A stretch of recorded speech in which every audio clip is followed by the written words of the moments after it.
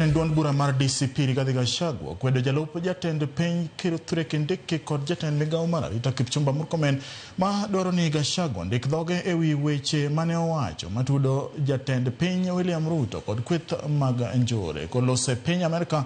Gachagua okoni oikore mar fumo ne od bura mar Senate mar Amerika tudruok matend piny Kenya nigo kod kweth mobalo mag piny Sudan.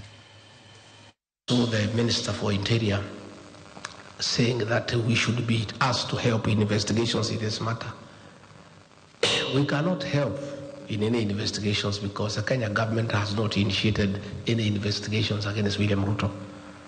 The people who have initiated investigations is the American Senate. So if there is need for us to help in investigations, we'll help the American Senate, not the Kenya government. And you know, I see people threatening other people. I've seen that fellow called Soprano issuing a lot of threats every day. Oh, mimi ni fire, mimi ni noma. Oh, don't push me around. I want to tell Soprano to take time to read Wallace Feinka.